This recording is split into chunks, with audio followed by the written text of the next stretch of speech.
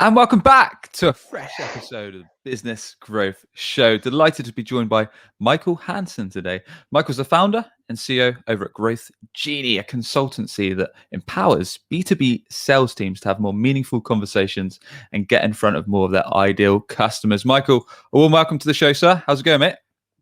All good. Thanks a lot for inviting me, Sam, and I appreciate the energy that was put into my intro. No worries, dude. That's the Diet Pepsi just kicked in. I reckon that the caffeine levels are high, so we better get this done before it starts fading. So, Michael, we're going to be talking all about why salespeople need to understand content and why marketers need to understand sales. Might sound a bit obscure, might sound a bit unusual for some, but I think that probably the best place for us to start is by me putting you on the spot and saying, isn't marketing a marketer's job? Can't I just pick up the phone and start selling to customers as a sales rep? Why the heck should I start thinking like a marketer, and why do I need to be producing content? Yeah, I think there's quite a few reasons that I was passionate about this topic. One, my background is actually a mixture of like content marketing and sales. I've kind of mixed between the two. Now I'm a Sure, business founder like yourself. I have to do both, right? I have to do marketing and I have to do sales. sure, And more, I just see there's a big crossover between the two. So probably the most obvious example is now you're seeing a lot of sales reps at all different levels, SDRs, AEs, VPs of sales, directors of sales, putting out content regularly on LinkedIn. The way I do it, not just LinkedIn, Instagram, all kinds of different channels. And they're essentially creating almost like inbound opportunities by posting every day, because especially if they're selling to sales or marketing people or CEOs or founders who are spending a lot of time on LinkedIn, they're seeing their posts, they're building credibility with them, and people buy from people, right? Even if you sell a software product, you're still buying from a person. There's still an individual rep that you're selling to there. So that's the main one. And then another thing is that, okay, you mentioned calling, right? Of course, calling is all about the voice, but even like a Zoom call, you may be sharing a screen on something. And then the big thing is like what I say as part of like a sales cycle or a sales cadence is often just don't sell. Of course, you need to at some point sell your product, but in the middle of that, send them content that you think is going to be very valuable to them. So if I give you an example, most of the sales leaders that I speak to, whether CROs, VPs of sales, VPs of marketing, they struggle with hiring. They have a lot of hires that fail, that don't work out, or right. there's a lot of churn. So normally as part of the sales cycle, I say, here are the top 5 traits that I look for in salespeople that may help you in the hiring process. That's nothing to do with what we do. That's like if I was selling recruitment, that would be related to what we do, but we don't recruit anyone. But I just know that that's something that's super helpful to them. So that's just an example. Like share content that is helpful to your buyer, and you'll build trust, and then it becomes much easier to sell to them. Yeah. So you mentioned a few things there about creating content on LinkedIn, creating inbound opportunities and that kind of stuff. And I don't want to dive too much into LinkedIn content because we've covered that in some previous episodes. But to hit home, I mean, is there, and this is again putting you on the spot a bit, is there a balance that we need to strike? As in, if we've got business owners or sales reps that are perhaps tuning in and they're thinking, I can cold call all day and I know I can generate X amount of appointments, or I can hit up my existing customers and I know I'm going to get referrals, or I know I'm going to get some business off the back of that. Why the heck should I bother with this creating content? Why do I need to put content into my sales emails, into LinkedIn, or to what other channels my customers hang out? Is that going to be a good use of my time, or ultimately should I already spend it on these tasks that I know are going to bring business in because that's what I've always done? So I think you can do a mixture of things, right? So you were talking about, calling people, calling our customers, but you can use that strategy. We very much preachers of like old school and traditional, right? So we very much believe in the power of cold calling, which some people think doesn't work anymore. And then we also believe in things like, LinkedIn, audio notes, videos, etc. So if I give you an example of how to combine these two, you actually, when we were catching up before this, you asked me like, how's business going? Where are you getting your business from? And then a lot of how we get business is through what I call all bound, which is essentially a combination of inbound and outbound and marketing and sales. So I'll post content on LinkedIn. And if I see that certain people are regularly commenting and liking on our posts and they fit our ideal customer profile, either I'll cold call them or I'll send their profile to someone on our team to cold call. And again, that cold call is suddenly them a warm call because they're like, oh yeah, Growth Genie, I know about you guys. I've been following Michael's content. And it becomes a very easy conversation to have. So then suddenly a cold call is a warm call. It's not really a cold call anymore. And there's tons of examples like this. And we predominantly work with SDRs or AEs that are sourcing their own deals, like helping them to get meetings at the top of the funnel. And often what you see on the flip side is like outbound leads to inbound, right? So an SDR can send lots of emails or LinkedIn messages, and then the person doesn't want to reply, but they're like, oh, this is interesting. I'm going to take a look around their website. And then they come in as an inbound lead. So you've got outbound leads to inbound and inbound leads to outbound. So I think this kind of all bound thing is really the way to go at the moment. Yeah, yeah, that makes sense. And to get back to the concept of the show, so we've covered a little bit about why salespeople should start thinking more of a marketing approach in terms of putting out this content that's perhaps helpful to their ideal buyer profile. What about on the marketing side of things? Is there anything that marketers can take from us measly sales professionals? Yeah, definitely. So when marketing puts out content, and this will be controversial probably to some marketers because they won't Good. have Always love a controversial one. they won't have realized this yet. When you send the sales team content, especially if you have a lot of content, Yeah. 90% of the content they won't read. And you can't expect them to. It would take them like days, right? And they've got a job to do. They've got to close deals. They've got to book meetings. So what I recommend is for all of your content, say you have an ebook, take like 3 of the most powerful stats from that ebook, or 3 of the most powerful facts, and then put them, say you have some kind of content library, associate them with that piece of content. And then when someone's reaching out to someone, like when we do an outbound email, for example, we don't give people the content, we create curiosity about it, right? So we have a sales playbook template, we know people that like, but rather than saying, here's a sales playbook template, we think it'd be interesting, we say, we have a sales playbook template you can use to onboard new SDRs. Would you be interested in receiving a copy? And then at that point, they've got to reply to you. So if you can give little teasers of things that are part of your content, that helps create a conversation. So that's what marketers can do, is essentially give those little snippets of long form content. Like take this podcast, for example. If someone had no idea who you were or who I was, they probably wouldn't listen to this whole podcast, but they may listen to like a 1 minute video. So all marketers should be thinking, what's the like micro content out of the macro content that the sales team can use? Yeah.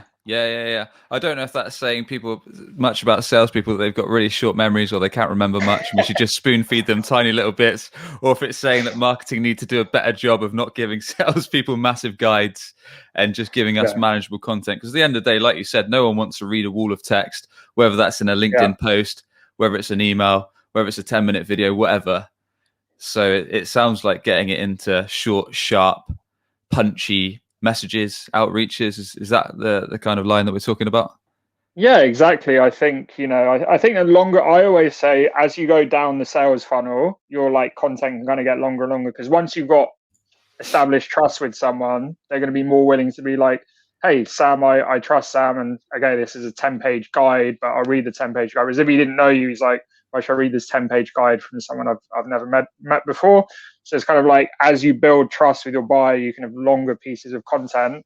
But certainly at the start, and it's like with cold emails, right? Our successful emails for us and for our clients, they're like super short, like 2 or 3 sentences. And that's what we're seeing success with, because people are so busy nowadays. They see an email from someone they don't know and it's got loads of text. Even if it's like the best email ever, they're just going to delete it. And we'll get into that in a sec. We'll talk a little bit about how to personalize these forms of outreach, whether it's email, whether it's LinkedIn message or such. Just curious, before we do dive into that, Michael, so you mentioned earlier in the show, you like to, yourself or other people on your team, like to outreach to people that have perhaps engaged on your posts, that have maybe, I don't know, commented, liked it, or enjoyed what you've posted, and they fit your ideal client profile. Are there any tips that you could share with us on what's working for you right now in terms of how you do that outreach, what that actually looks like?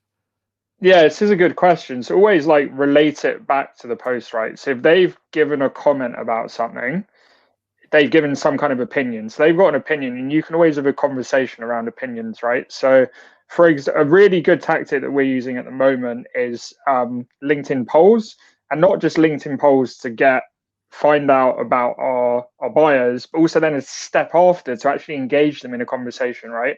So I've done a couple of LinkedIn polls recently. I can give you examples of like, should sales or customer success own like renewals? And we've actually recently started working with like customer success teams because there's a big push for customer success to do more sales.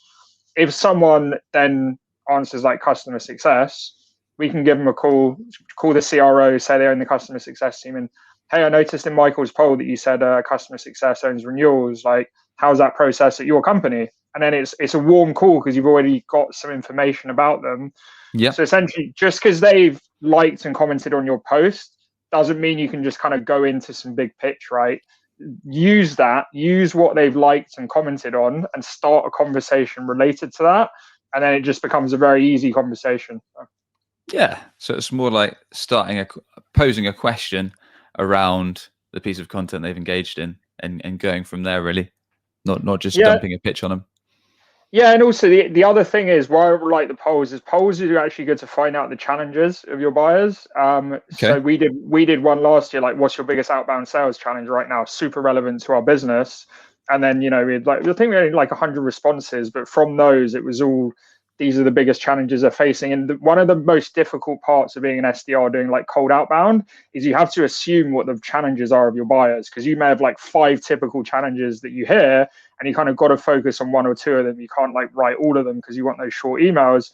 So if someone's literally proactively told you what their challenge is, you can lead your call with that. You can lead, hey, I see that training and onboarding your SDR team is a difficulty for you at the moment. Like, what does that process look like? So it's just using that information that they've given you on LinkedIn to like make the call a bit more warm.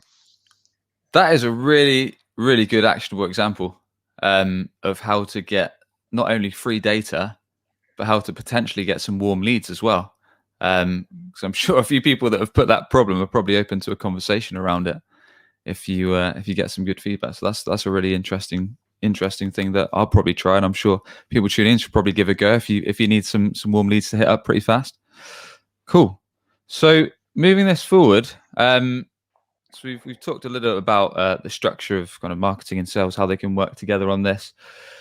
Looking at other forms of outreach, whether that is kind of LinkedIn, whether that's email, whether that's video, whether that's another channel, how can we utilize personalization? What are some examples that are perhaps working for yourself, for your clients, Michael, in terms of weaving in content, weaving in personalization to not just make it your typical, like we say, a long form pitch, to make sure we're actually helping our prospects, our buyers, and showing that we're perhaps an authority in our space, and drumming up new appointments or demo requests, whatever we're trying to do as part of growing our business.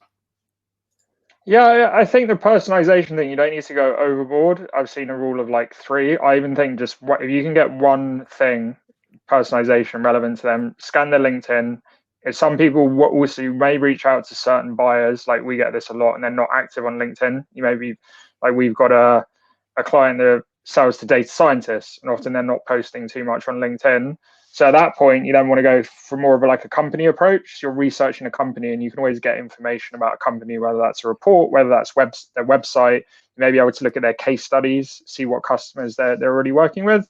Right. And then the key with personalization, because I see this, is a lot of people don't tie their personalization into some kind of like business relevance. So you can't just, if I was to target you and say, hey, I was listening to your business growth show and the episode with Michael Hanson, and then they went into some pitch, which is like completely unrelated to it, you just be like, that person is just saying that to sell me something. And people can tell when you're being genuine or not. Whereas if I just think of an example off the top of my head, if I was to reach out to you, I'd be like, hey, Sam, listen to your business growth show. I see you're getting quite good engagement. How are you turning like the hundreds of listeners into actual like pipeline? How are you making that engagement, right? So that's more of like a genuine thing, and you're connecting the dots, because that's what I see. There's this big hype about personalization at the moment. If you don't connect the dots, then all that research is just a waste of time. Yeah.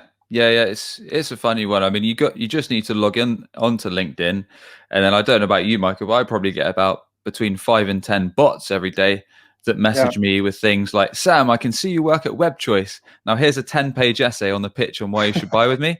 So that's obviously not personalization. That's just a bot that's automating. They can see what company I'm at, and then they're just putting a massive pitch. So yeah, steering away from that. and getting an actual business case.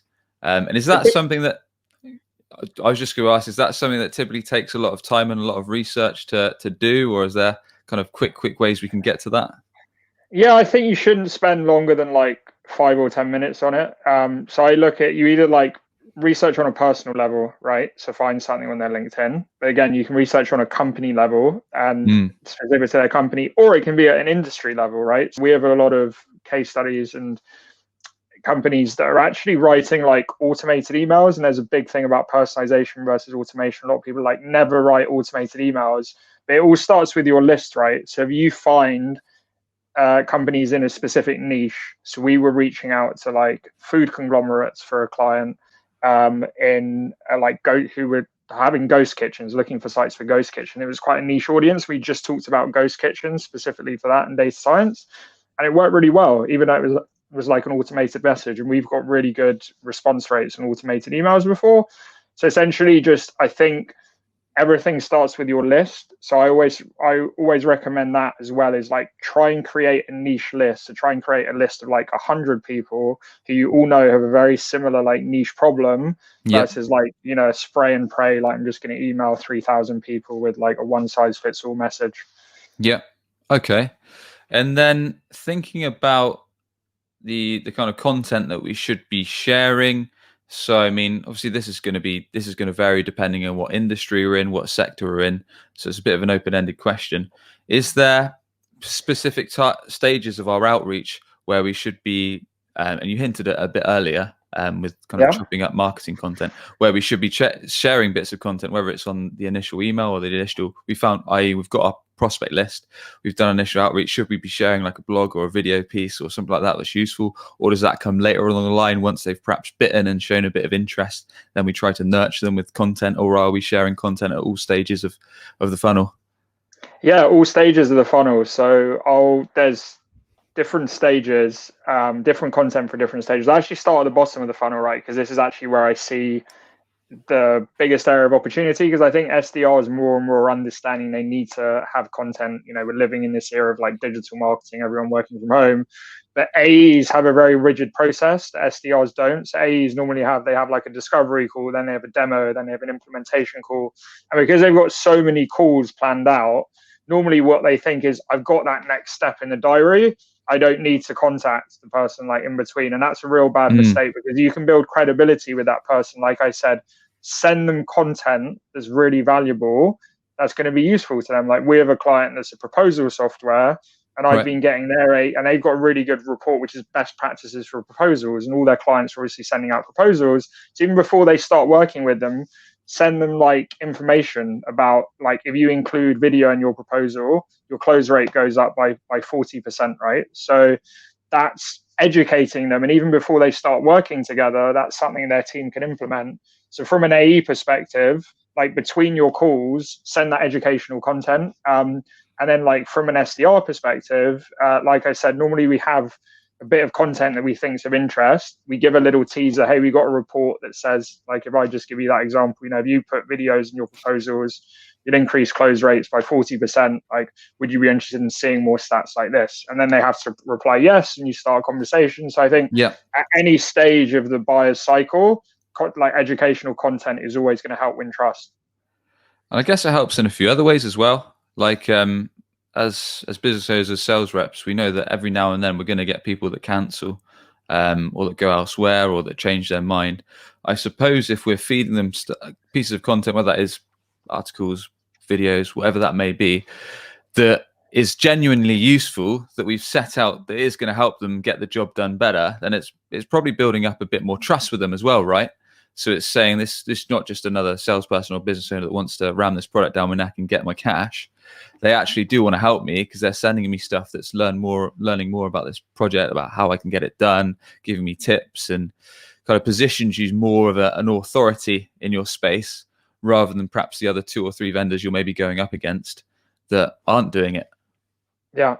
100%. Another thing I didn't mention as well is commenting on people's posts. So if your buyers are putting out content on LinkedIn, again, if I was to target you, Sam, I would give my opinion, like a comment, on one of your posts, one, people appreciate that because the LinkedIn algorithm is mainly about comments. So you get lots of comments, you get a lot more reach. And two, Yeah. it's establishing trust. And I've had so many deals like at the bottom of the funnel, and they're like ghosting me, which often happens is like if you put on your AE hat, and I may be sending 5, 6 messages, nothing. I comment on their LinkedIn post, and suddenly they get back to me and like, oh, I haven't forgot about you. I'm going to sign the contract tomorrow. Like, it's Yeah. just funny how people work. So. It's very, very funny how these things work. What I tend to do as well is sometimes, just like you, I've got a habit of whenever a lead comes in, doesn't matter what the source is, whether it's for our website, through an ad, through LinkedIn, or also a referral, I'll always add them on LinkedIn, and then that way, Yeah. you know that as long as you are putting content, which we've talked about on this and many other episodes, and if you want to learn about putting out content, do check out episodes like Daniel Disney, Justin Welsh, and we've had plenty of others. And then perhaps you forget you've added them, and you're putting out content that's relevant. As long as you're putting out content that's relevant to your industry and sharing kind of best practices, tips, they might reach back out to you. And I've had many times where I've literally forgotten I've connected with this person, or forgotten that I've talked to them. They've said, Sam, we spoke about this like 6 months ago. I'd like to pick up on it. Because you're, Yeah. like you say, getting in front of them every day, you're sharing stuff that's actually useful. So it's interesting how these things can work in funny ways. So we've talked about kind of what salespeople, what business owners can do themselves. Are there any other ways that we should be working together, perhaps with our marketing departments, to make sure we're getting the best of both worlds? So we're not perhaps wasting our own time too much on creating content. So we're perhaps, and we touched on this a little bit earlier, taking some of the stuff that's already there or repurposing stuff that's already there. So ultimately, we need to keep sales, we need to keep revenue coming in. So striking that balance between making best use of our time, but also keeping conversations going. Yeah, so I really recommend every company have like a call recording software, and that's not just for the sales team, which is often the immediate thing, right? Because as a sales manager, I want to be able to coach my reps and listen to their demos, listen to their cold calls, but it also really helps from a marketing perspective, because the reason is your sales team are on the front line with customers and they're doing discovery calls, they're asking them about pains. So the most common challenges and pains that you're hearing, those are things that your marketing team should be writing content around. And then these call recording software, so I can give you 2 examples like Refract or Gong, they have an ability from a sales perspective as well as like I could take a 2-minute clip and then send that to the marketing team and be like, this is gold, this is what I'm hearing. Like every call I'm having in the last 2 months, they talk about this challenge. We need to make content around it. So you need that. That's a technological piece, but you also need that feedback. So you should be having like meetings between marketing and sales, where marketing is saying to the sales team, what are you hearing at the moment? What are customers talking about? Because that's the stuff you should be writing content about. Definitely. Literally taking the words from your customer's mouth, it sounds like, because these are the things that the salespeople hear each and every day.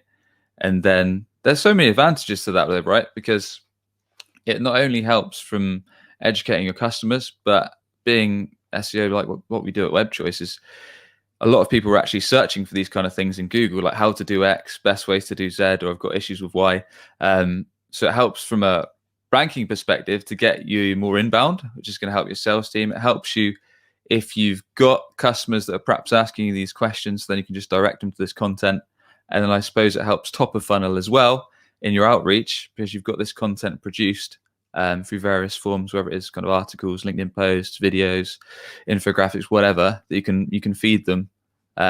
So it sounds like it's just kind of working together to get that content out and distributed. Yeah, 100%. Cool. So with that all said, are there any other things that we need to bear in mind as sales reps, as business owners, in terms of kind of putting this all into play? Are there any other tips we should bear in mind before we start doing outreach, before we spend time on putting together different pieces of content, before we look at doing personalization, before we try to put all the pieces of the puzzle together? Are there any other kind of tips we need to pick up on before we start trying to put this into action? Yeah, it's the most basic thing that people often forget about, which is like, who are we targeting here? Who's the ideal customer? What's the like segment we're going after? Because whether that's marketing creating content, I've seen marketing creating content and they're not even thinking about who's going to be the person reading this content, right? And then on the other side, like sales, when you're an SDR or an AE prospecting, the list, right? Who's in the list? Like, I want to get really niche into a list. So we talk about a thing called triggers. So a Okay. trigger in our case is we know that if a company is hiring a sales manager, or if they're hiring BDRs, they may need our help. So if they're hiring a sales manager, there's some kind of management gap there. And if they're hiring BDRs, those BDRs need help with like training, onboarding. So we know they're a really good fit for us. We also work with a lot of outsourcers because they have like tons of SDRs because they're sales outsourcers, and as they're growing, we know like processes can collapse. That's another trigger, like company growth outsourcers. So think about those triggers at your companies. Like we work with a lot of software clients, and we know that if they integrate with certain softwares and other companies are using those softwares, that's another good trigger, right? And there's all these different data sources you can use nowadays to get this information. So think about those triggers in addition to the industry, the job title you're targeting. What are some layers on top of that that make a company a good fit for your services? Yeah. So there's essentially different ways we can find out when people tick certain boxes that might fall within kind of needing our service and offering. Exactly. Awesome, dude. And definitely gonna take away that poll tip you linked at the you mentioned at the start in terms of kind of finding out problems, finding out pains, and then reaching out potentially to warm leads that fill the criteria you need. So Michael, with that, I want to thank you very much for coming on the show, sir. And please do tell us more about how everyone tuning in can learn from you, a bit more about your business, and the best way for people to reach out to you.